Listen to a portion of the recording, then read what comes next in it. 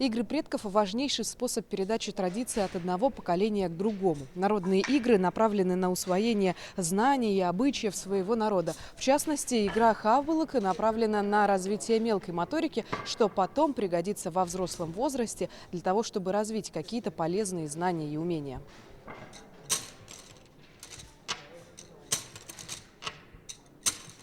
Все представленные состязания по традиции переходили от старших к младшим, вбирая в себя все лучшее. Многие из них были не только развлечением, но и воспитательными мерами, поскольку способствуют физическому и умственному развитию. Данный фестиваль призван привлечь школьников к национальным видам спорта и национальной культуре народов республики. Тут борьба капсагай, чисто мужской вид спорта, да?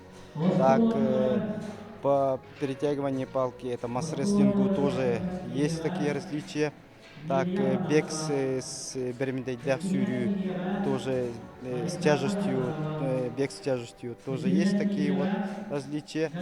И, конечно, якутские национальные прыжки, там тоже имеются, вот девушки прыгают только с танга, бур, да, а юноши прыгают по үстөгүлүс, тройной прыжок якутский. Первый этап соревнований прошел с 8 февраля по 9 марта в районах. В финальном республиканском этапе участники встречаются в Якутске и начинают с конкурса «Визитка».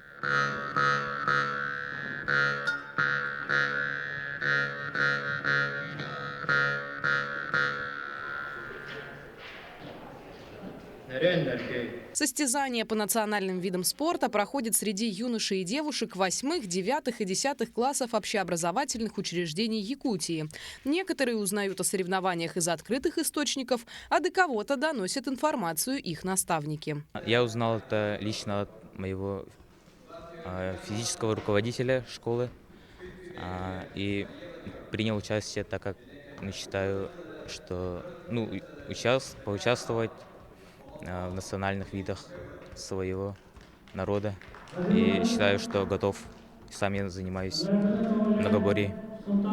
В этом году в соревнованиях принимают участие школьники из Вилюйского, Усть-Алданского, Сунтарского, Намского, Хангаласского и Мегино-Кангаласского районов. Соревнования носят индивидуальный характер. Абсолютного победителя определят по наименьшей сумме набранных очков, полученных в соответствии с занятыми местами. Надежда Саханская, Павел Пахомов, Якутск.